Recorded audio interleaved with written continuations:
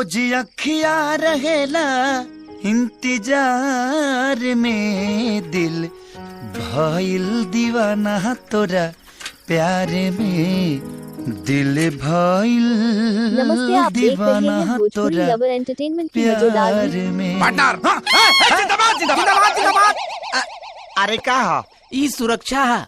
कुछ ज्यादा सुरक्षा में तो नहीं चला। अरे नहीं पार्टनर। अच्छा ही बता, 1 घंटा से ना 1.5 घंटा से तोरा घर पर हम तोर इंतजार। अरे पार्टनर हम तोरा बेचैनी के इलाज खोजे खातिर गए रहनी। हाँ कौन बेचैनी? आई देखा, हम तोरा मैडम के पूरा पता ठिकाना खोज के ले आयल बनी। सच में? नाम है काजल। हाँ। ये ला नंबर।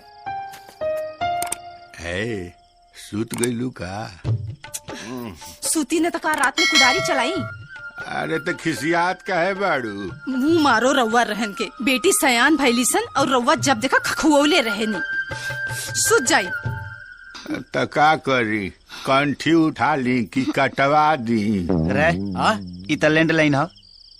बन में ना घरे में होई लगावा। Sir, subscribe my Bhojpuri Lover Entertainment YouTube channel and like share my video. अरे कौन पपिया है टाइम में फोन करे रे? रिंग जाता। स्पीकर पे लगावा। हाँ हेलो। ओकर बापुआ उठोले बा।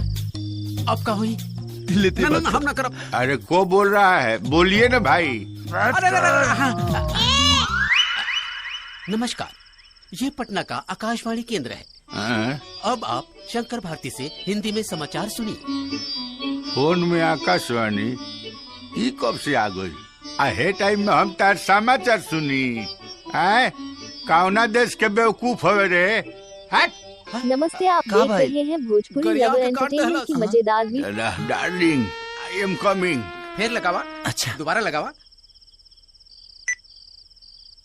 जाने मन। सूते दीना। हाँ हाँ रिंग जाता। स्पीकर पर लगावा। हाँ हेलो। फिर बुढ़ो उठौले बा। अरे बोले के बाद बोल ना, तब सीधे मातारी बहन तारब नु तब बुझाई। अरे गाड़ी देता भाई। ना हम ना बात कर। खेसारी लाल के हिट गाने सुनने के लिए डायल करें 1। पानी भी ना सूखो तो हमरो ये बहुती रे भौजी कि भौजी रे पिया रहेलो मोर सऊदी रे भौजी। तो अरे चूसता उठवा के ललिया हम देवरो चूसता। चूसा था 3। अरे के करा खाती करब भौजी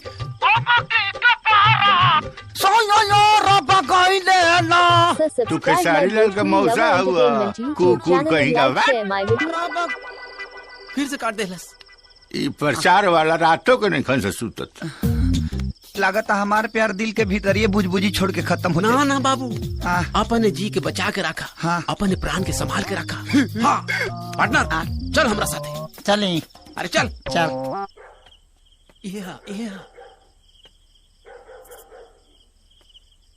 ये खिड़की हाँ चाहिए। हाँ पार्टनर हाँ? नेहुर जो। हाँ हाँ पार्टनर मैं और।